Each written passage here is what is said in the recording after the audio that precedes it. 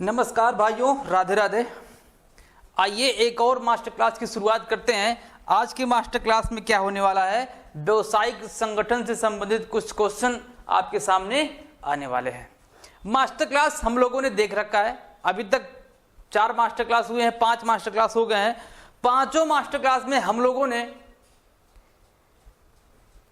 Share और debenture के पहलू को पूरी तरीके से सीखा है। क्वेश्चन कैसे आया है ये भी हम लोगों ने पूरी तरीके से उसको देख रखा हुआ है। आज हम देखने वाले हैं व्यवसायिक संगठन से आपके पेपर में कैसे क्वेश्चंस आता है। भाई, व्यवसायिक संगठन और प्रिंसिपल ऑफ मैनेजमेंट एक ऐसे पोर्शन होते हैं जो किसी भी बच्चे को उस एग्जाम में सिलेक्शन दिलाने में बहुत महत्वपूर्ण भूमिका अदा करते हैं।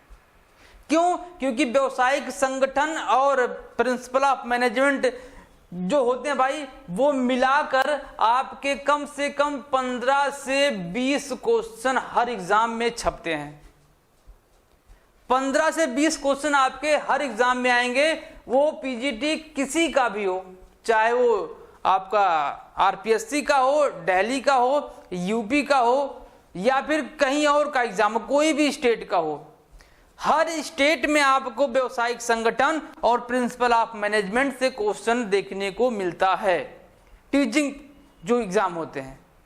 तो ये इतना इंपॉर्टेंट पोर्शन है कि आप इसको स्किप नहीं कर सकते हैं। और ये स्कोरिंग होता है, क्योंकि यहां से जो क्वेश्चन आते हैं बहुत इजी आते हैं, वन लाइनर आते हैं, एक लाइन में क्वेश्चन में समाप्त हो जाता है। बहुत ज्यादा हार्ड क्वेश्चन इसमें नहीं आते हैं।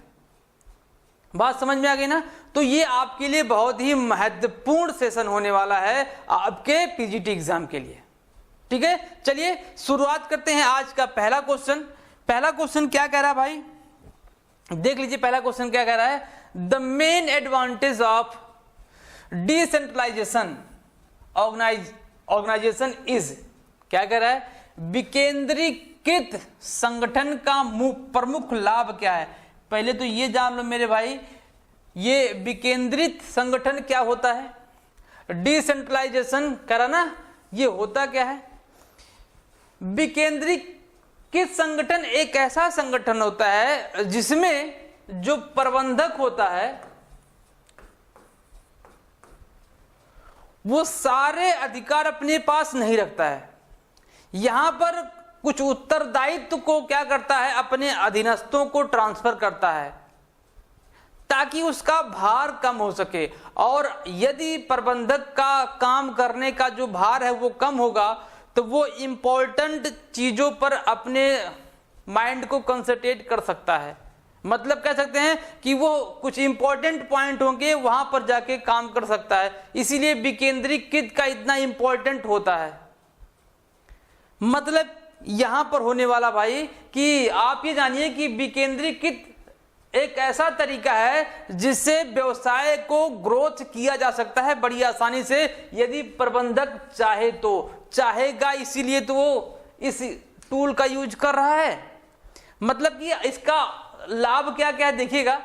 क्या उच्च अधिकारी अपना नियंत्रण क्षेत्र व्यापक कर सकता है? बिल्कुल कर सकता है। क्यों कर सकता है? जब नियंत्रण का कंट्रोल उसके हाथ में, जो उसके उत्तरदायित्व होंगे, कम होगा तो नियंत्रण का वो पावर अपना अलग जगह यूज करेगा तो व्यापक हो सकता है, बिल्कुल हो सकता है। लेकिन पूछ रहा प्रमुख लाभ पूछ रहा है, मेन। आगे देखते हैं, इसका भी आंसर हो सकता है। फिर कह रहा है कि क्रियाओं का समन्वय स्वचालित होता है। नहीं भाई, स्वचालित क्यों होगा? समन्वय तो होता है लेकिन स्वचालित नहीं होता है। आगे क्या कह रहा है, उच्च प्रबंधक अपवाद द्वारा, जी भाई, प्रबंध कर सकता है। ये क्या है? अपवाद प्रबंध। कुछ ऐसे मैनेजमेंट होते हैं जो इंपॉर्टेंट होते हैं, वो इसी कैटेगरी में आते हैं। कहां आते हैं? इसी कैटेगरी में आते हैं कि यदि किसी भी प्रबंधक का उत्तरदायित्व कम होगा, भार कम होगा, तो वो अपने काम को किसी और क्षेत्र में यूज कर पाएगा, जो क्या कहलाता है, अपवाद द्वारा प्रबंध। अपवाद द्वारा प्रबंध क्या होता है कि किसी विशेष पर्टिकुलर पॉइंट पर काम करना जो व्यवसाय को लाभदायक हो और जो साधारण कर्मचारियों के लिए पॉसिबल ना हो, इसीलिए इसका यूज किया जाता है। तो इसका प्रमुख लाभ क्या है? सी वाला, कि प्रबंधक अपने अपवाद द्वारा प्रबंध का यूज कर सकता है। क्लियर? पहला क्वेश्चन क्लियर हो गया। आओ दूसरे क्वेश्चन पे। दूसरा क्वेश्चन क्या कह रहा है मेरे भाई, देखिए क्वेश्चन कह रहा है कि the scalar principle of organisation implicit lay down that, संगठन का अधिक्रम सिद्धांत निहितार्थ रूप से यह स्थापित करता है। ये भाई देखो किसकी बात कर रहा है, स्केलर प्रिंसिपल की बात कर रहा है। ये होता क्या है, स्केलर प्रिंसिपल ऐसे प्रिंसिपल होते हैं जिसमें यह स्पष्ट रूप से कहा गया होता है कि आपके राइट्स, आपके अधिकार और किसी भी प्रबंधक के द्वारा किसको आदेश देना है ये स्पष्ट रूप से परिभाषित होता है। मतलब एक सुपीरियर अपने सब ऑर्डिनेट को कैसे कंट्रोल करेगा, किसको कंट्रोल करेगा, यह प्रिंसिपल पूरी तरीके से डिफाइन करता है। बस यही कहता है कि स्पष्ट परिभाषित होता है कि किसको कौन व्यक्ति आदेश देगा। तो ऑप्शन में देख लेते हैं क्या है। क्या पहला है, एक अधीनस्थ का एक ही प्रकार का अधिकारी होना चाहिए। भाई अधिकारी नहीं होना चाहिए, ऐसा थोड़ी मैंने बताया, अधिकारी नहीं होना चाहिए, स्पष्ट रूप से परिभाषित होना चाहिए। आगे देखो क्या कह रहा है कि रेखीय अधिकार स्पष्टता परिभाषित होना चाहिए। लो भाई दूसरा ही ऑप्शन मिल गया आपको। क्या होना चाहिए, रेखीय अधिकार स्पष्टता परिभाषित होना चाहिए। नीचे जाने की जरूरत है, जब आपको ऊपर आंसर मिल गया तो नीचे जाने की जरूरत नहीं है। नेक्स्ट क्वेश्चन पे चलें, आ जाओ अगला क्वेश्चन देखो क्या कह रहा है। The organisation structure where there is direct vertical relationship is called. आपसे कह रहा है कि जब वर्टिकल मतलब लंबोत संबंध होता रहता है तो वो क्या कहलाता है, रेखीय संबंध कहलाएगा। भाई लंबोत का मतलब ऊपर से नीचे, क्या है कहीं पर, पहला ही ऑप्शन। श्रृंखला भी है जी, चैन भी वही होता है। लंबोत का मतलब भाई जो चैन होता है एक कड़ी का काम करेगा, ऊपर से नीचे, ऊपर से नीचे, फिर नीचे से ऊपर भी जा सकता है। फिर इसके बाद क्या, समादेश, बिल्कुल कमांड, कमांड ऊपर से नीचे ही तो मिलता है। तो लंबोत का मतलब यही हुआ, ऊपर से नीचे। तो ऑप्शन क्या हो जाएगा, 4 हो जाएगा। ऑप्शन 4 इसका आंसर हो जाएगा। नेक्स्ट क्वेश्चन देखिए, स्टाफ फंक्शंस रिफर्ड टू, क्या कह रहा है, सेवा कर्मचारी कार्य से आशय है।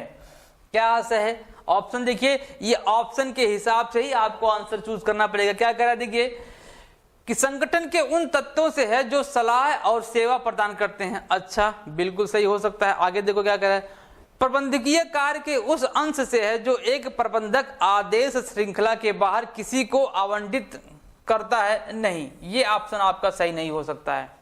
बाहर से क्यों आवंटित करेगा मेरे भाई। दूसरा क्या कर रहा है, उसे सलाह से है जो कार्य से भिन्न हो। सलाह से भाई हो तो कार्य से भिन्न क्यों होगा मेरे भाई। उस सलाह से है जो का अधिकार कार्य से भिन्न हो। अधिकार कार्य से अगर भिन्न होगा तो आंसर यहां हो ही नहीं सकता। अधिकार के अंदर काम होगा तभी सेवा कर्मचारी कार्य से आशय माना जाएगा। ये कह रहा है कि उपरोक्त सभी, नहीं उपरोक्त सभी नहीं है, तो इसका मतलब आंसर नंबर पहला ही सही है। संगठन के उन तत्वों से है जो सलाह और सेवा प्रदान करते हैं। सलाह भी देता है और सेवा भी प्रदान करता है। अभी हमें आगे क्वेश्चन और देखेंगे कि स्टाफ और कर्मचारी के बीच में क्या संबंध होता है। कर्मचारी केवल क्या देता है, सेवा देता है प्लस सलाह भी देता है। अब ये सलाह जो है ना, सलाह जरूरी नहीं है, सलाह जरूरी नहीं है कि जो स्टाफ है उसको मान ही ले। ऑब्जर्व करेगा, अच्छा लगेगा तो मानेगा, अदरवाइज नहीं मानेगा। तो यही है कि कर्मचारी सलाह भी देता है और सेवा भी प्रदान करता है। इसका मतलब आंसर पहला सही है। क्लियर। अगला क्वेश्चन देखें, आ जाओ। अगला क्वेश्चन क्या कह रहा है कि रेखा और सहायक संगठन निम्नलिखित का विस्तार करते हैं। भाई अभी हम लोगों ने देखा जो रेखा होता है ऊपर से नीचे का का जो चयन होता है वो चलता रहता है। अब कह रहा है कि इसका विस्तार रूप क्या है, क्या क्रियात्मक हो सकता है? नहीं, रेखा संगठन हो सकता है, बिल्कुल हाँ भाई यही है, रेखा संगठन ही आपका आंसर। अनौपचारिक नहीं है, समिति नहीं है। रेखा और सहायक संगठन का विस्तार क्या कहलाता है आपका? रेखा संगठन कहलाता है। रेखा संगठन क्या होता है ये आ जाओ देख लो यहीं पर। रेखा संगठन आपका विशिष्टीकरण पर आधारित होता है, विशिष्टीकरण पर आधारित होता है। कैसे सर? इसमें कुछ ऐसे विशेषताएं होती हैं जैसे कि किसी भी विभाग को कार्य का बंटवारा ऐसे किया जाएगा जो उस विभाग से संबंधित होगा, और उस विभाग में तकनीकी सुविधा और व्यापारिक परामर्शदाता भी उपलब्ध होंगे। और यहाँ पर सबसे बड़ी बात है कि यहाँ पर कार्य के क्षमता को भी बढ़ाने का काम किया जाता है। यदि काम के क्षमता को, कार्य के क्षमता को वृद्धि का काम जहाँ होगा वहाँ पर प्रॉफिट और वो जो संगठन है अच्छी तरीके से काम कर सकता है। इसीलिए रेखा स्टाफ क्या होता है, अगर आपसे क्वेश्चन पूछे तो रेखा स्टाफ विशिष्टीकरण पर आधारित होता है। बात समझ में आई? रेखा स्टाफ किस पर? विशिष्टीकरण पर आधारित होता है। क्लियर? आगे चलो, अगला क्वेश्चन देखो। The advantage of committee organisation is, समिति संगठन का लाभ क्या है? तत्काल निर्णय, अधिक सहभागिता, अधिकार का केंद्रीयकरण, विभाजित दायित्व। भाई विभाजित दायित्व नहीं होता यहाँ पर, ना यहाँ पर कोई अधिकार का केंद्रीयकरण होता है, सेंट्रलाइजेशन बिल्कुल भी नहीं होता है कि एक व्यक्ति के पास अधिकार होगा, नहीं ऐसा बिल्कुल नहीं है। अधिक सहभागिता होता है, तत्काल डिसीजन नहीं होता यहाँ पर। क्यों नहीं होता? यहाँ पर जो भी डिसीजन लिए जाते हैं समिति, एक देख लो यहाँ पर समिति क्या होता है। समिति का मतलब होता है कि कुछ व्यक्तियों को कुछ स्पेसिफिक काम को करने के लिए इकट्ठा किया गया हो, समूहीकृत किया गया हो, कोई विशेष काम को करने के लिए। मान लेते संगठन में कोई काम हो, वो सब लोग तो मिलकर करते हैं, जो स्टाफ बना होता है, विभाग बने होते हैं, वहां पर वो सब काम करते होते हैं। लेकिन क्या होता है, एक समिति बनाई जाती है जिसमें कुछ व्यक्तियों को इकट्ठा किया जाता है। किसके लिए? किसी विशेष कार्य को करने के लिए, किसी विशेष कार्य को करने के लिए। ये क्या होता है कि इसमें जो भी व्यक्ति जुड़ते हैं वो ये मान के चलते हैं यहां पर जो भी डिसीजन होगा सबकी सहमति से ही होगा। मतलब सर यहां पर एक और मतलब निकल के आता है, कहने का मतलब है ये समिति संगठन प्रजातांत्रिक को अधिक बढ़ावा देता है। प्रजातांत्रिक का मतलब यहां पर सबको अपना अपना ओपिनियन रखने का, अपने विचार व्यक्त करने का अधिकार समान रूप से होता है, ना कि जितने आप पैसा लगाएं जितना आप उतना अधिकार रखते हैं, ऐसा नहीं है। यहां पर समान अधिकार सबका होता है, कोई भी यहां पर पार्शियलिटी नहीं देखी जाती है। बात समझ आई? तो यहां पर संगठन का प्रमुख लाभ क्या है? अधिक सहभागिता होता है। उम्मीद है कि आपको समिति भी समझ में आ गई होगी। आगे देखो, श्रमिक विवेकीकरण का विरोध क्यों करते हैं? आ जाओ, विवेकीकरण मतलब क्या होता है पहले ये तो देख लो। विवेकीकरण का मतलब होता है मेरे भाई कि जब किसी भी व्यवसाय में या किसी भी संगठन में, किसी भी कंपनी में टेक्नोलॉजी का यूज करना शुरू कर दिया जाए, नए नए तकनीकी प्रयोग करना शुरू कर दिया जाए, जिसमें क्या होगा, सपोज कोई काम हो रहा हो जहां पर 200 लेबर काम कर रहे हो, कोई ऐसा मशीन लगा दिया जाए जहां पर वो 200 लेबर का काम एक मशीन अकेले कर ले एक ऑपरेटर के साथ, तो वहां पर 200 जो लेबर थे उसमें से एक की नियुक्ति की जाएगी, बाकी क्या हो जाएगा 199 को निकाल दिया जाएगा। इसीलिए श्रमिक क्या करते हैं, विवेकीकरण का विरोध करते हैं। किस कारण से? छटनी के कारण से, रिट्रेचमेंट के कारण से। बात समझ जाएगा ना? छटनी क्या होता है कि हम उनको डर लगा रहता है कि भाई जो नई टेक्नोलॉजी आ रही है हम उसका यूज कर नहीं पाएंगे, ना हमको पता है उसके बारे में, तो हमको कंपनी से निकाल दिया जाएगा। इसीलिए क्या किया जाता है कि छटनी के कारण विवेकीकरण का विरोध करते हैं कौन?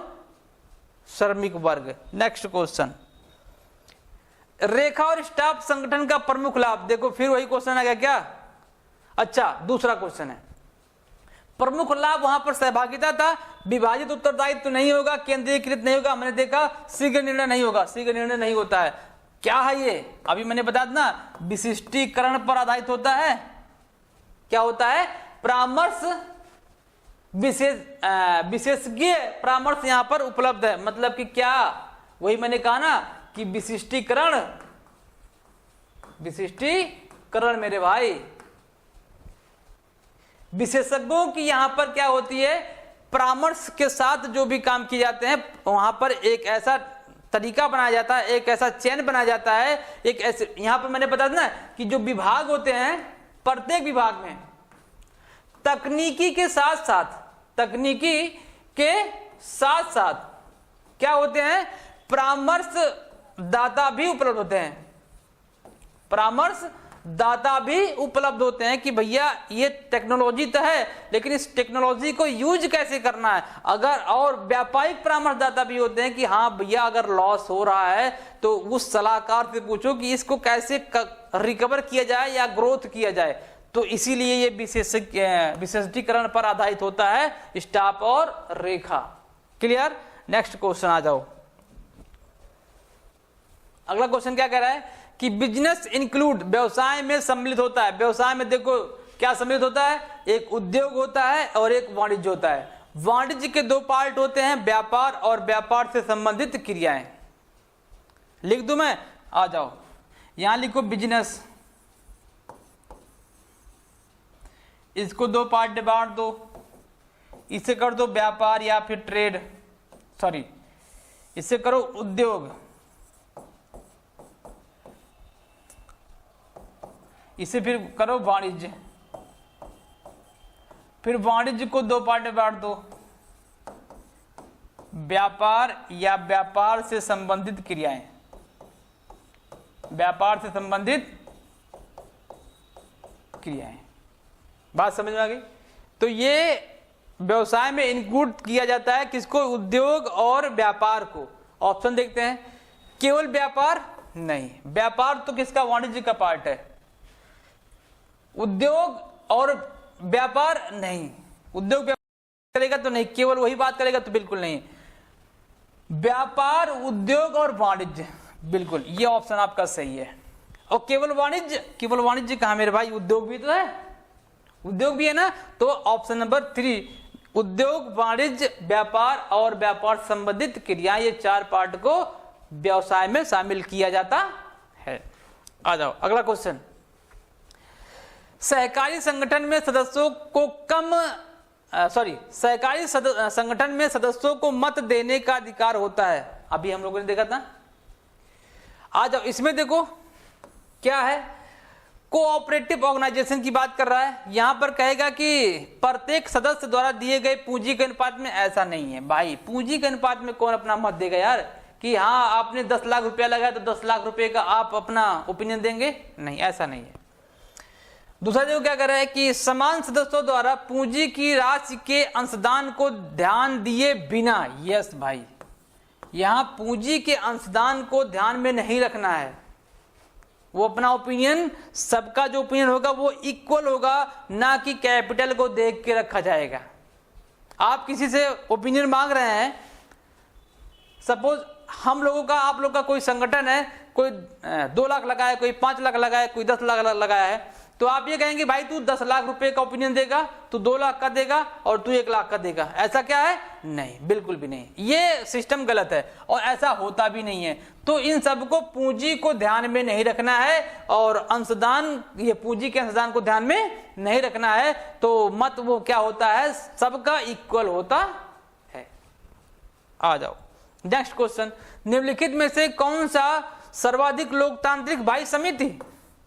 सबसे अगर लोकतांत्रिक की बात की जाएगी तो कौन है? ये समिति ही है। ना तो रेखीय होता, ना तो रेखा स्टाफ, ना तो क्रियात्मक, क्या है? समिति होता है। नेक्स्ट क्वेश्चन, परिवर्तन को विरोध किस कारण उत्पन्न हो सकता है? परिवर्तन का विरोध, ये कौन नहीं है भाई, परिवर्तन का विरोध किस कारण उत्पन्न हो सकता है मेरे भाई? परिवर्तन जो होता है, चेंजेस किए जाते हैं, हो सकता है कि अनिश्चितता ज्यादा हो, बिल्कुल।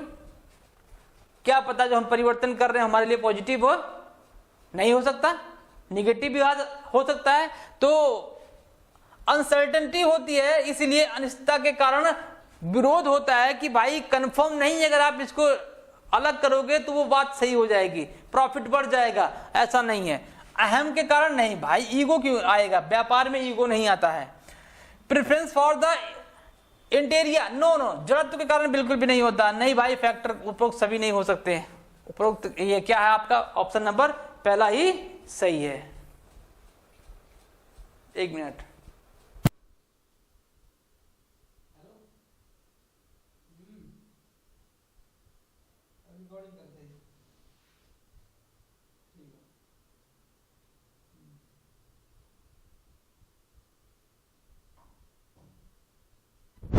हेलो, ठीक है।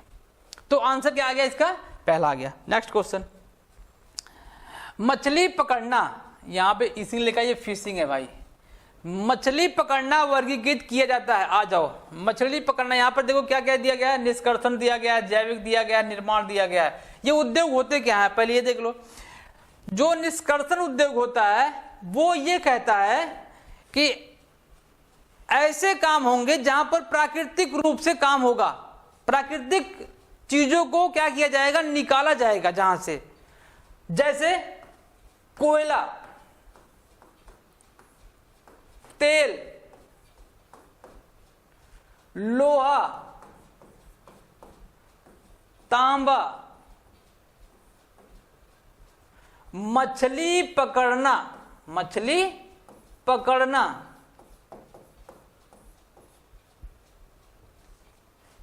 यही तो ना, सोना निकालना, सोना निकालना, ये सब प्राकृतिक ही तो काम है मेरे भाई। ऐसे काम जहां पर प्राकृतिक संपदा को यूज किया जाता हो, उसका दोहन किया जाता हो, उसको निष्कर्षण किया जाता हो, वो क्या कहलाते हैं? निष्कर्षण उद्योग कहलाते हैं। अगर यहीं पे मैं बात करूं कि मछली पालन, यहां पे आ गया मछली पकड़ना। पकड़ना क्या होता है? समुद्र में जाके मछली को पकड़ के लेके आओ, उसके बाद उसका व्यापार करो, उसको बेचो, तो ये वाला काम है। नहीं तो आप तालाब में जाओ मछली पकड़ लो, वो सब नहीं। तालाब में जाओ मछली पकड़, नहीं मेरे भाई। मछली पकड़ना कहां से? समुद्र से। समुद्र से मछली निकाल कर उसको बेचना। अगर मैं यही कर दूं कि मछली पालन, तो मछली पालन कहां जाएगा भाई? वो जैविक में आ जाएगा। कहां जाएगा? जैविक में आ जाएगा, मतलब कि जेनेटिक में आ जाएगा। पशुपालन, मुर्गी पालन, तो कहां जाएगा वो? जैविक में। निर्माण तो आपको दिख ही रहा है कि किसी भी चीज को क्या करना? निर्माण करना। बात समझ आ गया? तो ये उद्योग है, तो इसका आंसर क्या हो जाएगा? मछली पकड़ना का आपका निष्कर्षण उद्योग में आ जाएगा। ठीक है, अगला देखते हैं। जिस संगठन में अधिकार सत्ता एक सीधी रेखा के रूप में प्रवाहित होती है उसे कहते हैं। सीधी रेखा में प्रवाहित होगा तो क्या कहेंगे भाई?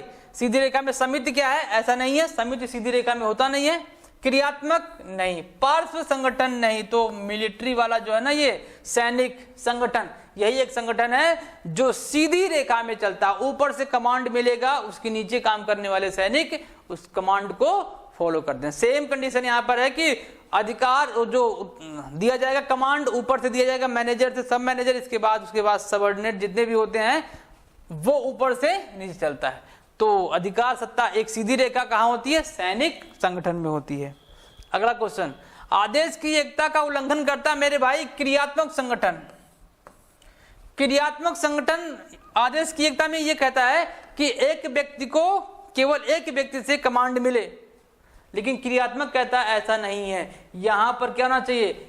8 व्यक्तियों के द्वारा कंट्रोल किया जाता है। ठीक है, तो ये आपको ध्यान रखना है कि क्रियात्मक संगठन में 8 व्यक्तियों की बात करता है। वो हम पढ़ेंगे 8 व्यक्ति कौन कौन होते हैं। एक व्यक्ति एक को कमांड करे ऐसा बिल्कुल भी नहीं है, एक व्यक्ति 8 की बात करता है। तो क्रियात्मक संगठन ही इसका विरोध करता है कि आदेश की एकता सही नहीं है। आगे चलो, अगला क्वेश्चन, सहकारी समिति के पंजीयन के लिए सदस्यों की आवश्यकता होनी चाहिए 10। कम से कम 10 व्यक्ति ऐसे हो उस समूह में हो समिति के लिए, तब जाके उसका क्या होता है, रजिस्ट्रेशन होता है, अदरवाइज रजिस्ट्रेशन नहीं होगा। ये ध्यान रखना, कम से कम 10, ये कई बार क्वेश्चन आपके एग्जाम में आया हुआ है। कम से कम 10 व्यक्ति होंगे तभी क्या होगा, रजिस्ट्रेशन होगा, अदरवाइज रजिस्ट्रेशन नहीं होगा। अगला क्वेश्चन, वह संगठन जिसमें अधिकार विभिन्न स्तरों द्वारा ऊपर से नीचे की ओर प्रभावित होती है। ऊपर से नीचे किसमें होता है भाई, रेखा। कहां पर, रेखा में तो होता है, अधिकार ऊपर से नीचे चलता रहता। तो रेखा संगठन एक ऐसा संगठन है जिसमें अधिकार ऊपर से, कर्मचारी ये दोनों में ऊपर से नीचे जाता है। इसमें रेखा एवं कर्मचारी संगठन में ऊपर से नीचे, नीचे से ऊपर जाता है, लेकिन इसमें रेखा में केवल ऊपर से नीचे ही कमांड आएगा, नीचे से ऊपर नहीं जाता है। तो आंसर कौन हो जाएगा, बी। नेक्स्ट क्वेश्चन, बाटा शूज क्या होता है भाई, बाटा शूज की जो दुकान होती है वो किस प्रकार की होती है, विभागीय नहीं, वो श्रृंखलाबद्ध होती है। श्रृंखलाबद्ध स्टोर क्या होते हैं, ऐसे स्टोर जो एक ही कंपनी के सामान को बेचती हो, एक ही स्वामित्व के सामान को बेचता हो, तो वो क्या कहलाता है, चैन स्टोर कहलाता है, श्रृंखलाबद्ध स्टोर कहा जाता है। तो आपको ये ध्यान रखना, श्रृंखलाबद्ध स्टोर क्या होता है, ऐसे स्टोर जहां पर एक ही ब्रांड के सामान को बेचा जाता है। जैसे आजकल आप देखते हैं ना कि कई ऐसे शॉप खुल जाते हैं किलर का, वहां पर केवल किलर का ही कपड़ा मिलेगा, है ना। तो ऐसे दुकान जब होंगे तो क्या कहलाएगा, वो श्रृंखलाबद्ध स्टोर कहलाएगा। नेक्स्ट आ जाओ, निम्नलिखित में से कौन एक व्यवसायिक संगठन का सिद्धांत नहीं है। व्यवसायिक संगठन का सिद्धांत कह रहा है नहीं है, क्या है, उद्देश्य का सिद्धांत। हाँ भाई ये सिद्धांत है। दक्षता का सिद्धांत, बिल्कुल ये भी सिद्धांत है। श्रम विभाजन का सिद्धांत ये भी है। लाभ का सिद्धांत कोई नहीं है भाई, लाभ के सिद्धांत की बात कहीं नहीं कही गई है संगठन में। अब आपके दिमाग में आएगा सर अगर से ऐसा है तो व्यवसायिक संगठन के सिद्धांत क्या क्या होते हैं। आ जाओ देखता हूं भाई, दिखाता हूं क्या क्या है व्यवसायिक संगठन के सिद्धांत। देख लो, ये व्यवसायिक संगठन के सिद्धांत परंपरागत और आधुनिक सिद्धांत होते हैं। आप इसमें देख लो क्या क्या है। पहले में उद्देश्य की एकता का, ये आपको केवल याद करना है बस, इसके अंदर की चीजें नहीं जानना है। अभी देखो डायरेक्ट क्वेश्चन पूछा है कि व्यवसायिक संगठन का सिद्धांत कौन नहीं है, तो आपको केवल बस याद करना है कि ये सिद्धांत इतने हैं। क्या है पहला, उद्देश्य की एक रूपता, क्रियाओं का समूहीकरण, कार्य का वितरण, समन्वय, उत्तरदायित्व, व्याख्या। इसमें देखो 3 है, समन्वय का सिद्धांत, उत्तरदायित्व का सिद्धांत, व्याख्या का सिद्धांत, 3 है इसमें। अनुरूपता का सिद्धांत, संतुलन का सिद्धांत, अधिकार सौंपने का सिद्धांत, श्रम विभाजन का सिद्धांत, ये परंपरा का सिद्धांत है। अभी तो मैंने इसको बांट दिया है। क्या पता आपसे क्वेश्चन ये पूछ ले कि निम्न में से बताओ कि आधुनिक सिद्धांत कौन है या फिर कौन नहीं है, या यूं ऐसे क्वेश्चन पूछ ले कि बताओ कि परंपरा का सिद्धांत इसमें से कौन नहीं है, तो आप फंस जाओगे। इसलिए मैंने इसको क्या किया, बांट के दिखा दिया है। नियम निष्ठता का सिद्धांत, सहभागिता का सिद्धांत, नियंत्रण एवं संतुलन का सिद्धांत, चुनौती एवं स्वीकृति का सिद्धांत, स्वतः प्रवृत्ति सिद्धांत। क्लियर, ये आपके क्या है, व्यवसायिक संगठन के सिद्धांत है। इसको नोट डाउन कर लो, दिख रहा है सबको, ओके, स्क्रीनशॉट ले लो भाई। अगला क्वेश्चन, लास्ट क्वेश्चन आज का कि फिश कल्चर। आ जाओ, जैविक भाई, जय है कहीं है जैविक, आ जाओ। जनांकीय, जिसे हम जेनेटिक बोलते हैं, निष्कर्षण हम लोगों ने देखा कि जहां पर प्राकृतिक संपदा का निष्कर्षण किया जाएगा उसे क्या बोलते हैं, निष्कर्षण उद्योग बोला जाता है। जनांकिकीय में क्या होता है, पशुपालन आ गया, मछली पालन आ गया, मुर्गी पालन आ गया, ये सब जितने भी पालन होते हैं कहां पे होते हैं, जनांकीय में। उत्पादन उद्योग आपको पता क्या होता है, किसी भी चीज को उत्पादित करना, निर्माण करना, मैन्युफैक्चर्ड करना, निर्माण करने वाले उद्योग में आते हैं। तो ये क्या था आज का आपका 20 क्वेश्चन था, जिसमें हम लोगों ने व्यवसायिक संगठन के बारे में चर्चा किया है।